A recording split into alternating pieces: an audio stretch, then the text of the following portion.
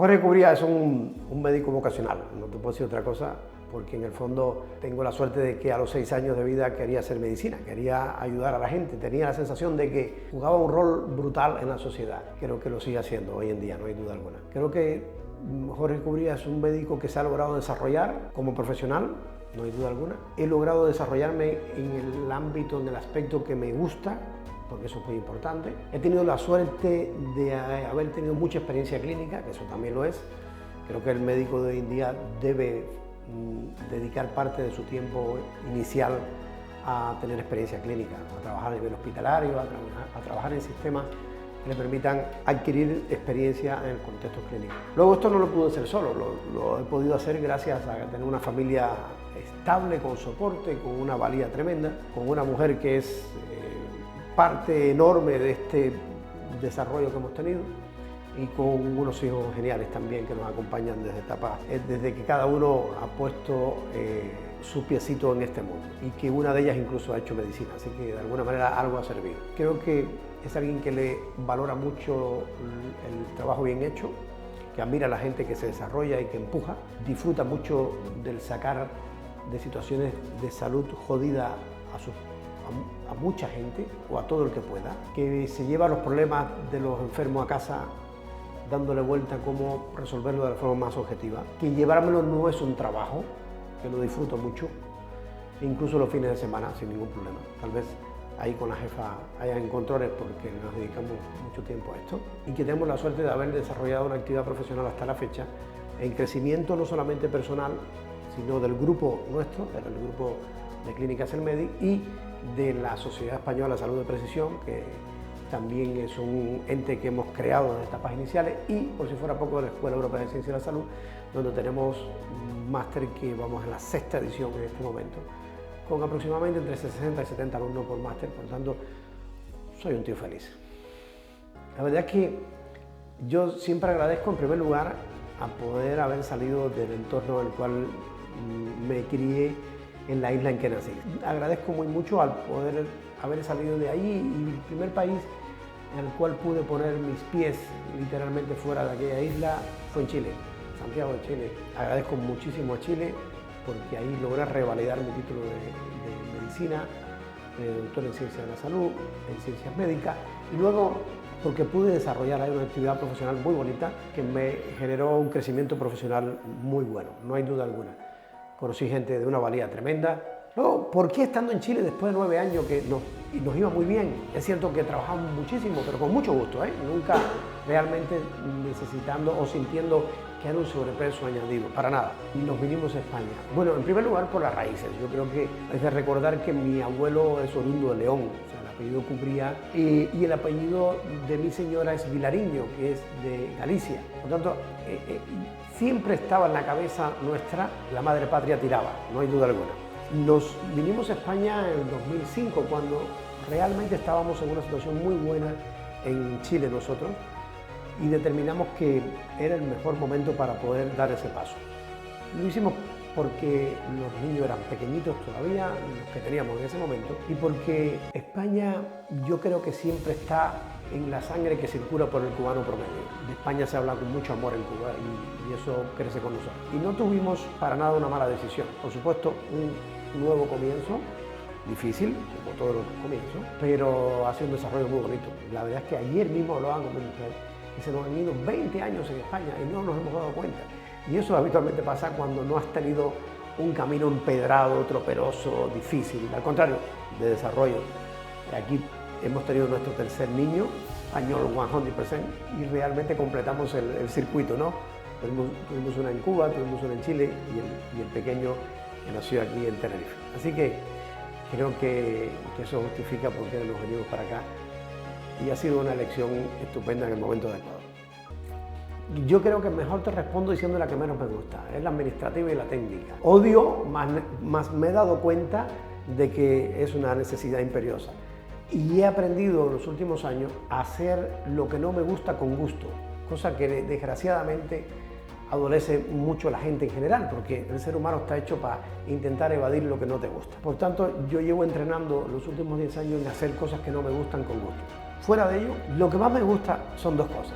atender pacientes enfermos y mientras más complicado mejor. Ahora me está gustando mucho entender por qué envejecemos de una forma propatológica, por qué los niños nuestros y los adolescentes de hoy en día están teniendo las enfermedades de nuestros abuelos. Esto no ocurría hace 100 años, y 50 tampoco, y eso me interesa muchísimo. Pero a merced de esos dos pilares, me gusta mucho la docencia. Creo que disfruto muchísimo enseñando. He hecho un esfuerzo notorio en los últimos 30 años de asistencia profesional e intentar entender muchas variables que están debajo de la mayoría de las entidades, de las patologías crónicas que hoy tiene el individuo de a pie. Y eso me ha permitido poder hacérselo ver y enseñárselo a muchos compañeros.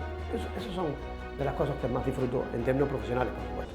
Nosotros hace aproximadamente 5 años nos encontrábamos en una encrucijada en la cual nos dimos cuenta de que hacíamos un abordaje sanitario que era difícil de conceptuar, literalmente hablando. Así que tropezamos en la búsqueda de una identidad conceptual con un concepto que estaba emanando en ese entonces, hacía 4 años aproximadamente, 3-4 años, la Universidad de Stanford. Y es un concepto muy chulo, así le llamaron ellos, salud de precisión. Y me llamó mucho la atención porque la salud de precisión, desarrollada por ellos como concepto, realmente no era más que tener en cuenta lo que se ha hecho muy bien en la salud ancestral de toda la vida, la que hacían nuestros abuelos cuando eran médicos, que eran muy cercanos, que se enteraban de tus cosas, de lo que te pasaba no solamente en el plano físico, sino emocional, en tus relaciones de pareja, familiar, laboral, en aplicar lo que hoy podemos recibir de datos a través de tecnologías de punta o tecnologías nuevas. Y unir esos dos pilares me pareció espectacular el concepto. Así que esa salud de precisión que desarrolló Stanford nos las hemos traído a Europa, literalmente hablando, y hemos creado la Sociedad Española de Salud de Precisión, única sociedad científica en el mundo de salud de precisión, en el mundo, porque ni en Estados Unidos es una cátedra de salud de precisión dentro de la Universidad de Stanford, que me parece muy bien, pero no hay una sociedad compuesta por varios profesionales, solo la que hay en España, la que hemos desarrollado nosotros, con todo orgullo, lo digo, nosotros y el grupo de directiva, por supuesto, de la sociedad. Así que creo que hoy en día cualquier profesional que se precie, en términos semánticos, como decía un gran compañero y amigo que ya no está por acá, la medicina solo es una, ¿vale? Pero si queremos acercarnos a ponerle el nombre que más va con lo que hacemos, es la salud de precisión posiblemente la forma más objetiva, racional, coherente, respetuosa biológicamente, que puede desarrollar un profesional sanitario que tenga el tiempo necesario y la implicación necesaria para ayudar a sus enfermos. Creo que eso lo explica todo, o casi todo. Creo que por varias razones. En primer lugar, porque el propio concepto de salud de precisión es muy novedoso para muchos. Los médicos nos gusta llamarnos médicos siempre. Tengo un gran amigo que dice que el 50% de los médicos somos dioses y los otros 50% no lo creemos. Por tanto, al final no se escapa ni Dios, nunca mejor dicho. Entonces, ¿qué pasa? Que cuando a un médico tú le hablas de salud de precisión, tiene la sensación de que es algo que está por debajo de la medicina en términos conceptuales. Sin embargo, realmente es una gran umbrella la salud de precisión. Debajo de la salud de precisión está la medicina de precisión, la nutrición de precisión, el entrenamiento de precisión. O sea, hay todo un umbral que está por debajo del concepto de salud de precisión. Pero es nuevo, entonces es entendible que no siempre estén por la labor de destinar energías a aprender algo que teóricamente desde el principio puede generar una sensación de rechazo por verlo muy light, muy superficial. Es todo lo contrario. De hecho, la base fundamental de lo que se hace tanto en medicina como en nutrición, como entrenamiento de precisión, en la biología molecular, en la bioquímica clínica, en la fisiología, en las ciencias ómicas. Por tanto, lejos de ser superficial, es tremendamente profundo, pero es un tema conceptual. Yo creo que es lo que está pasando ahora mismo en España. Ya empiezan algunos compañeros a hacer cursillos donde mencionan la salud de precisión. Y es interesante. Como todo lo nuevo, empieza a ser difícil a la hora de tenerse en cuenta. Luego ponerlo en práctica es más complicado, no hay duda alguna. ¿Cuál es el problema? Los servicios convencionales, por muy bien que queramos pintarlo en términos de manejo de las enfermedades crónicas, tenemos un desastre objetivo. No podemos destinar 5 minutos para ver a un paciente. Realmente en 5 minutos ni el paciente te ve a ti, literalmente hablando. Entonces, para hacer salud de precisión bien hecha, y eso, vuelvo y repito, lleva íntegro todo lo anteriormente mencionado, necesitas tiempo. O sea, una consulta que dura menos de 1 hora, no vas a poder desarrollar el concepto, vamos, de forma objetiva ni racional. Por tanto, seremos menos precisos. Y lo otro importante es que se necesitan datos precisos para hacer salud de precisión. Datos precisos es una analítica con datos precisos. Si yo te voy a evaluar el perfil hormonal, ¿por qué me tengo que quedar satisfecho con la testosterona total? Y te pongo un ejemplo. Cuando desde la testosterona total hasta un elemento que tenemos que tener en cuenta, porque es el anabólico más activo y potente, que es la dihidrotestosterona, hay 4 o 5 pasos. Entonces tú puedes tener una testosterona totalmente normal y una dihidrotestosterona muy baja. Y yo necesito saber cuánto de dihidrotestosterona tienes. Luego la testosterona total te da el dato de la testosterona más una proteína que transporta la testosterona. En el dato total tú no sabes cuánto es testosterona y cuánto es proteína que transporta la testosterona. Volvemos al mismo asunto. Desgraciadamente establecido por protocolos de consenso laboratorial, consenso entre los sistemas de salud y los laboratorios, que se pidan datos muy sesgados. Testosterona total. ¿A qué me sirve? De nada. Entonces tengo que tener testosterona total, testosterona libre, tengo que tener testosterona biodisponible, tengo que tener 5 dihidrotestosterona. Ahí tengo el camino completo. Ahí te pongo un ejemplo de datos precisos. Yo no puedo tomar una determinación objetiva sin los datos precisos. Y si nos ponemos un poquito más exigentes, idealmente debería tener valores de LH que literalmente hablando nos están diciendo hasta qué punto, en el caso del hombre, el testículo está recibiendo el estímulo correspondiente para producir la cantidad de testosterona que hace falta. Se necesitan datos precisos para hacer un abordaje de salud de precisión. Eso, desgraciadamente, los seguros de asistencia sanitaria también están dentro de estos consensos, donde en aras de ahorrar y porque se sobreentiende que un dato, si no está alterado de forma troncal, no te habla o te habla que los demás van a estar alterados, es erróneo 100% en el ámbito de la precisión. Entonces, teniendo en cuenta que no tienes tiempo, que no tienes la apertura de manga para solicitar lo que adecuadamente lleva un enfermo, no puedes hacer salud de precisión. Y esa apertura de manga está coartada por sistemas, entonces es muy complicado. Y claro, cuando el ser humano entrena de una forma X por mucho tiempo, su conocimiento se encapsula en esa forma en que te entrenas. Y después cuesta mucho darnos cuenta de que estamos cometiendo errores. Habitualmente cuando nos damos cuenta, como profesionales, cuando nos enfermamos, los propios médicos que vienen, y yo les comento esto y me dicen, y caramba, ¿y por qué no lo sabía yo antes? Bueno, sí estaba, hace mucho tiempo. El problema es que tal vez no le dedicábamos el tiempo correcto para leer donde tenemos que leer. Que es un problema de la sociedad hoy en general muy jodida, que es la pérdida del focus, la pérdida de la capacidad de concentración, la pérdida de destinar la energía a donde tienes que destinarla para generar un crecimiento objetivo y una productividad adecuada.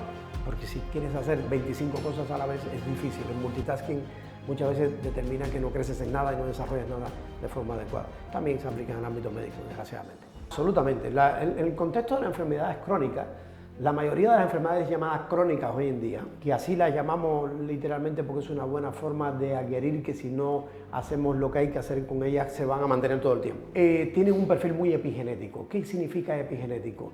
Que no depende de tu genética intrínseca, depende de lo que actúa sobre la genética. Entonces, sobre la genética, ¿qué actúa? Tu estilo de vida, es fundamental. Pero de tu estilo de vida desde el momento en que comes, que se llama crononutrición, que no es igual como responde tu organismo cuando comes X, Y y Z en el desayuno y X, Y y Z en la cena, no tiene nada que ver. Ni en el balance calórico, ni en el balance secundario al calórico, ni en la señalización que generan los alimentos cuando tú los comes. Porque no solamente generan aporte de calórico, de macros y demás, no, generan señalizaciones hormonales. Entonces no es lo mismo lo que generan por la noche que por el día. Esto trae consigo que sea necesario poder prestarle más atención de forma objetiva a esos elementos que están exacerbando, que tú estimules la expresión de la que tu genética viene cargada. O sea, yo tengo una genética profunda porque tengo toda mi familia por parte de padres son diabéticos y de madre también. ¿Y eso me condena a ser diabético? No. Eso me dice que tengo una tendencia al desarrollo. ¿Quién me condena a ser diabético? Lo que yo haga con mi vida para favorecer que esto se exprese o no. Y eso depende en primer lugar de que el médico lo controle, lo conozca. De ahí emana una serie de datos muy interesantes, que es el conocimiento analítico del fenotipo intermedio. Intento explicar. Tú puedes tener tendencia al desarrollo del diabetes y desde la tendencia al desarrollo de la diabetes pueden transcurrir 20 años, ¿ok? 10 o 30 o nunca. ¿De qué va a depender? De que estos caminos, que es la resistencia a la insulina, la hiperinsulinemia compensadora, la alteración hidrocarbonada y luego la diabetes, ocurran de forma más rápida o no. En este camino nosotros podemos tener el análisis de sangre del paciente que nos están diciendo en qué punto del camino está. Y no nos preocupamos por esto.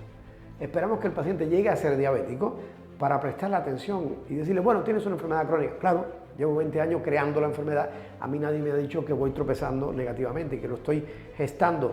Ok, esto es muy importante. Además, hay una cosa añadida. El diabético, cuando llega a ser diabético tipo 2, es equivalente a ser un enfermo cardiovascular para el médico, para el sistema sanitario. ¿Pero por qué? Porque el mismo entramado molecular que te gesta la diabetes tipo 2 te va gestando la enfermedad cardiovascular paralelamente. Por tanto, mientras más temprano tú interfieras en ello, evitas la expresión de la enfermedad que más mata en el mundo todavía, que es la enfermedad cardiovascular, y una de las que más complica, que es la diabetes. Fíjate, te pongo un ejemplo muy sencillo. El gran problema está en que le llamamos crónico a las cosas, a muchas entidades que no hacemos por ellas para que se descronicen, literalmente. Nosotros tenemos una experiencia muy bonita con pacientes diabéticos tipo 2 que los sometimos a un programa de intervención y llegamos a un 87% de los pacientes diabéticos, y no eran pocos, pasaron a ser no diabéticos. Y esto es posible, ya siendo diabéticos conceptualmente. O sea, fijaros, si nosotros podemos interceder años antes, pues estás evitando una enfermedad cardiovascular y estás evitando la propia diabetes. Sin mencionar que las variables moleculares de la diabetes está anexado al desarrollo o la tendencia al desarrollo de cáncer. Es una necesidad imperiosa poder practicar una medicina, un abordaje que te permite entender esto. Ya la indulgencia de cada uno, pues, oye, yo te lo explico y tú haces lo que quieras con tu vida, pero yo tengo herramientas para poder evitar de que tú vayas a un paso acelerado al desarrollo de una enfermedad que te va a matar y te va a comprometer desde el punto de vista de tu vitalidad y tu rendimiento durante el proceso de envejecimiento. El desarrollo de la tecnología es un aspecto que a mí me llama mucho la atención, muy positivamente. De hecho, yo soy un amante de los wearables, que son elementos que nos permiten acceder a mucha información biomédica del paciente. Asistencia sanitaria de calidad tiene que ir asociado, nos guste o no, al uso del desarrollo tecnológico. La tecnología y el mundo de la digitalización nos ha permitido muchísimas cosas, entre otras, poder ver un individuo que está a 10.000 kilómetros de ti y poder resolver un problema de salud a través de la videoconsulta. Pero nos ha permitido objetivamente poder estudiar elementos que antes no podíamos estudiar de forma objetiva e incluso ser muchísimo más precisos. Te pongo un ejemplo. Hasta hace muy poco tiempo, y aún en muchos sitios se hace así, cuando hay un indicio de que el individuo pueda tener cáncer, se hace una biopsia del tejido, y esa biopsia, que es llevarte un cachito del tejido, se pone bajo un microscopio y se ven si hay alteraciones en las células que nos estén diciendo de que esta célula ha ido cambiando su morfología y función hacia un proceso cancerígeno. Eso es lo que veníamos haciendo y todavía, vuelvo y repito, se hace en muchísimos sitios, desgraciadamente. Sin embargo, el advenimiento del desarrollo de la ciencia sómica pone una cantidad de datos enorme a través del Big Data y empieza a ser muchísimo más preciso a la hora de tomar la determinación del diagnóstico definitivo de ese proceso tumoral. No es cáncer sí o no, sino es cáncer e histológicamente sí está, ok, es este tipo de cáncer, y además es un cáncer que va a crecer en correlación a tu ámbito hormonal, estrógeno, testosterona, progesterona dependiente. Por ejemplo, le ponemos apellido y eso permite ser muchísimo más preciso. Eso sin tecnología es imposible. Me pongo un ejemplo tan importante como ese. Pero la tecnología nos permite hoy en día hacerte un estudio con un pletismógrafo fotoeléctrico, que parece una tontería, parece un oxímetro de pulso, que te evalúa la onda de pulso arterial periférica y nos está diciendo qué grado de arteriosclerosis tienes. Pletismógrafo fotoeléctrico. Pero nos queremos poner chulos, te hacemos una resonancia magnética de las arterias coronarias y vemos qué grado de calcificación hay en las coronarias, que son las arterias que irrigan el corazón. Y lo que irriga el corazón lleva oxígeno y nutrientes para mantenerlo sano. Si yo las tengo más rígidas, voy a tener un factor de riesgo del desarrollo de una enfermedad. Fíjate qué importante. Entonces, creo que hoy en día el desarrollo de las ciencias médicas es imposible que ocurra de espalda a la tecnología y a la digitalización. Es tremendamente importante. No hay vuelta atrás, gente. Y con la integración de la inteligencia artificial vamos a ritmo, pero no te lo puedes imaginar. Hoy en día hay datos precisos que en el mundo de la imagenología, los estudios por imágenes, es mucho más certero una unidad de inteligencia artificial regenerativa ad hoc que la valoración de radiólogos que llevan 40 años ejerciendo. Yo soy un tío que me levanto cada mañana primero agradeciéndole a Dios por permitirme un día más, agradeciéndole a Dios por ver que la gente que me rodea, incluyendo todos los que trabajan conmigo, están bien de salud, sabiendo que va a ser un día que me puedo implicar el valorar enfermos o individuos con patologías, el establecer un nuevo programa para un curso que vamos a disfrutar y que haremos una hora de octubre en Costa Rica muy interesante. Dedicarle horas al desarrollo de la Sociedad Española de Salud de Precisión, en poder dedicarle horas a revisar los cursos que tenemos dispuestos en la Escuela Europea de Ciencia de la Salud.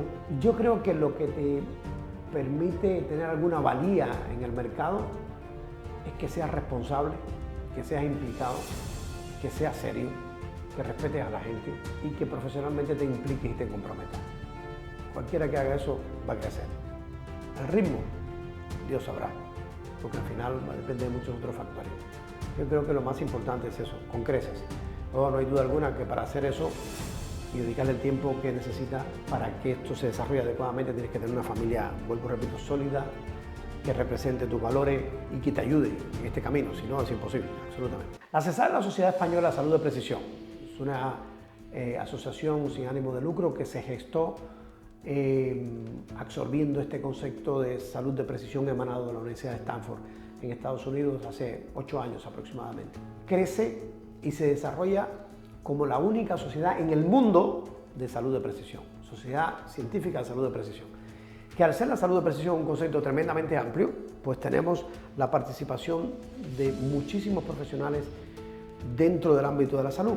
Todos aquellos que hayan sido formados en el ámbito de la salud, desde fisioterapeuta hasta un médico, pasando por un farmacólogo o un farmacéutico, mejor dicho en este caso, farmacólogo es una especialidad dentro de la medicina, un biólogo que nos ayuda al ámbito investigativo, o un psicólogo, una psicóloga, un enfermero o una enfermera, o sea, un entrenador que haya hecho ciencias de la salud, sin lugar a duda que cabe dentro de esta gran sombrilla o gran umbrella que es la Sociedad Española de Salud de Precisión.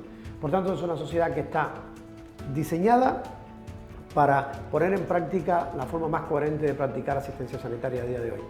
Y diseñada para enseñar a todo el que quiera hacerlo. Diseñada para que te conviertas en parte de la historia, en la primera sociedad en el mundo que ha hecho alusión a este concepto tan importante y lo ha llevado a la reproducción desde el punto de vista clínico. Hay muchas ventajas si decides ser parte de este cambio histórico, objetivamente, o de esta progresión dentro de la historia. Ventajas más interesantes o más validadas por los propios profesionales son los descuentos económicos en los cursos que se gestan de la plataforma de la Escuela Europea de Ciencia de la Salud, que es la trastienda educacional o docente de la CESAR. Consecuentemente con esto, hay ventajas desde la participación en los eventos anuales de los congresos, como las jornadas, que muchas de ellas son gratuitas para los socios, como la adherencia por ser socio a poder disfrutar de cursos de una valía internacional y de costes no bajos, y hay muchísimas más ventajas que están involucradas con el desarrollo del propio profesional. Por ejemplo, la posibilidad de poder participar virtualmente en los cursos, mejor dicho, en los congresos que hemos hecho hasta la fecha, que hay una cantidad enorme de presentaciones de gran valía, porque hay ponentes tanto nacionales como internacionales expertos en la materia que han desarrollado sus ponencias y ahí las tenemos dispuestas para que ellos las puedan aprovechar. Por supuesto que hay un soporte legal para su actividad, también muy adherido a los servicios de la propia sociedad. Y sin lugar a duda, lo más importante no es lo que hay, sino lo que va a seguir habiendo, porque estamos desarrollando estrategias para poder aportarle cada vez más valor a los socios de la Sociedad Española de Salud de Precisión. Entreno, hago ejercicio físico cada día. Realmente debo ser más equitativo. Creo, hago ejercicio físico unos 6 días a la semana. Hay un día que me lo tomo como el Día del Señor. Ese día, que no significa no moverse, pero hacer ejercicio físico específicamente no siempre. Bueno, anyway, fuera de ello, la verdad es que debo reconocer que debo estar un tiempo fuera de mi actividad habitual para darme cuenta que estoy, por ejemplo, de vacaciones. O sea, yo salgo de vacaciones los primeros 4 o 5 días yo le digo a mi mujer que soy como una rueda dentada que va a una velocidad importante y los primeros 5 o 6 días sigo con inercia, ¿no? Sigo queriendo estar pendiente de todo el ámbito de mi actividad del día a día. Luego, disfruto muchísimo muchas cosas. Por ejemplo, disfruto mucho el subirme en una autocaravana con mi señora y recorrer parte de España o parte de Europa. ¿Y por qué? Me he puesto a analizarlo por qué. ¿Por qué me gusta eso? Cuando tengo un compañero que me dice, hombre, es mejor que te vayas a un hotel 5 estrellas y estés ahí descansando y tal. Pero es que para mí descansar es cambiar de sitio y cambiar de target, de objetivos. O sea, si tú me quieres hacer daño, me llevas a que me acueste en una cama todo el día. No, eso no va conmigo.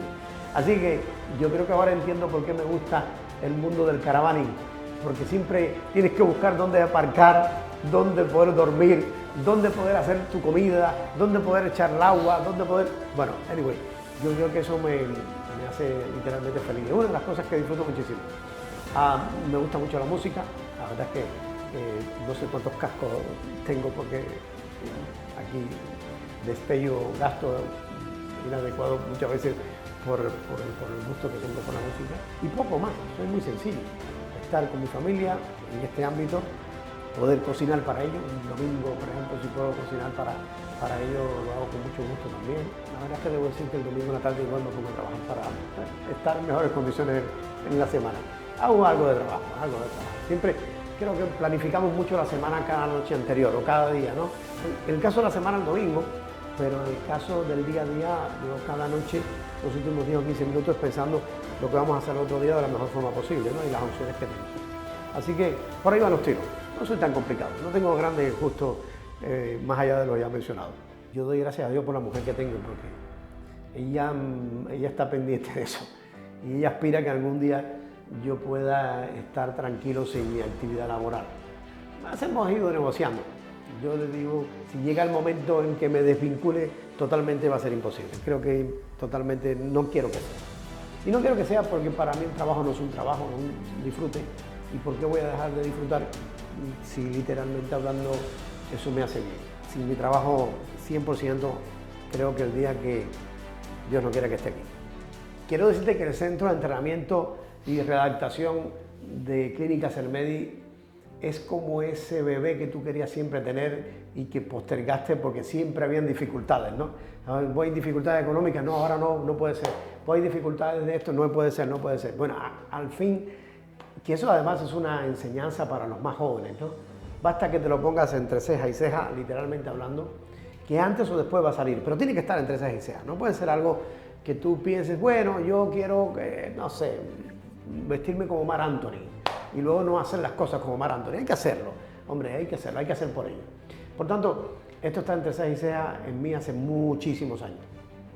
Y ahora, con el nacimiento, que no llevamos 2 meses, estamos muy contentos, estamos dándole un toque de precisión al mundo del entrenamiento. El movimiento y el entrenamiento son la mejor píldora de salud, no hay duda, no hay nada que pueda competir con ello objetivamente hablando. Pero dentro del mundo del entrenamiento podemos ser más precisos o menos precisos siempre y cuando utilicemos el entrenamiento como una herramienta para recuperar salud. Y es que fundamentalmente así como lo usamos nosotros. De hecho, este es un centro de recuperación de salud. Es un centro en el cual el objetivo fundamental es dar soporte a nuestros pacientes y a los pacientes que hayan en el entorno sanitario que quieran de la forma más precisa y coherente posible. Por eso es que hacemos una evaluación previa, pues lo que no puedes medir no lo puedes mejorar, objetivamente hablando. Que además he tenido la suerte de poder armarlo con un entrenador muy afín al concepto, alguien que también está implicado, que estudia, que se preocupa por hacer las cosas lo mejor posible. Y estamos literalmente muy contentos. Y luego ahora vamos a desarrollar, esperando que se incorpore una de las doctoras que está de vacaciones y trabaja con nosotros, es la unidad de optimización metabólica mitocondrial, que va a utilizar el Centro de Entrenamiento y Redactación de Clínica Selmedi como sitio donde se va a poder programar el entrenamiento de forma aún más precisa. Esa unidad va a contar con la posibilidad de estudiar a fondo una organela, una parte de la célula tremendamente implicada en el desarrollo del 99.9% de las enfermedades crónicas, que es la mitocondria. La mitocondria es la parte de la célula que se encarga de producir energía para su propia célula, o sea, para la célula. Y esto yo le digo a los pacientes como el sueldo que te llevas a casa. Si tú necesitas 2.000 euros para saciar todas las necesidades de tu casa, es muy jodido poder hacerlo con 80 euros. ¿Y por qué pongo estos drásticos números? Porque en el metabolismo energético pasa más o menos igual. Una molécula de glucosa y una molécula de oxígeno, cuando entran a la mitocondria, se transforman en 34 libres 32 moléculas de ATP. ATP es adenosintrifosfato, que es la molécula de energía. Piensa que es la moneda energética, es el euro con que tú cambias. Con esas 32 moléculas de ATP, la célula repara todos los problemas que va teniendo en el día a día. Y eso trae consigo que tu velocidad de envejecimiento sea menor, que no se acumulen daños, porque voy reparando los problemas. ¿Qué pasa cuando la mitocondria no trabaja adecuadamente? Pues eso puede pasar de 34 a 2. Pues mira qué drástico es el número. Y ese cambio de 34 a 2 es brutal. A ver, ¿cómo tú puedes resolver con 80 euros lo que resuelves con 2.000? Imposible. ¿Cómo la mitocondria, cómo la célula puede resolver los problemas de ella con una cantidad 18 veces menos, o 16 en este caso, de lo que habitualmente produce? Es imposible. Y esto es, fíjate que es un factor tremendamente sencillo y tremendamente interesante, porque el 85% de los procesos tumorales de los cánceres hoy en día está reconocido como que su origen es energético, en el metabolismo energético. ¿Y dónde está el set point en lo que acabo de decir? O sea, si tú mantienes tus células capaces de producir 32 moléculas de ATP por una de glucosa y una de oxígeno que llegue como sustrato, como materia prima, tú te estás alejando de desarrollar un cáncer. Sin embargo, si te equivocas por varias razones, que son las que estudiamos, y estás en metabolismo literalmente anaeróbico, donde predominantemente estás produciendo solo 2, entonces estás apuntándote a muchas papeletas para desarrollar un cáncer. No solamente un cáncer, múltiples patologías. Enorme la cantidad de patologías que tienen correlación con la mitocondria. Como la vida misma, que no depende del recurso que tú puedas tener en el día a día. Todo, tu familia, la ropa que se ponen tus hijos, la comida que comen, el coche en que te mueves, la actividad laboral que desarrollas. Aquí pasa exactamente igual. ¿Qué es lo que queremos explicar en esta unidad de optimización metabólica mitocondrial? Es que todos somos susceptibles de ser estudiados. Si tienes una patología, aún más. Y si no la tienes, pues para evitar tenerla pronto o para envejecer de forma acelerada, que dicho sea de paso, este mecanismo también afecta considerablemente el envejecimiento, o literalmente hablando, para mantener alejada la expresión de cualquier patología. Entonces, en esa unidad de optimización metabólica mitocondrial hemos adquirido un equipo nuevo de última generación muy interesante, que es para estudiar el metabolismo energético tanto en basal como en el ejercicio físico. En palabras llanas, lo que hacemos es dar un ventanazo usando tecnología objetiva de cómo están tus mitocondrias. Si están produciendo más 2 que 32 o más 32 que 2. Y así se entiende mejor. Y eso es muy importante, porque si estás produciendo más 2 que 32, además tenemos la posibilidad, que aún no ha desarrollado la patología, de llevarte a que produzcas 32. Y eso es una repercusión espectacular. Eso es un proyecto que me tiene muy contento, porque creo que vamos a hacer algo distintivo. Y en el mundo médico, fíjate, se hace bastante más que en el mundo del entrenamiento de alto rendimiento, ¿cierto? Para ciclistas, por ejemplo. Pero, sin embargo, en el mundo médico no se hace, cuando debía ser al revés.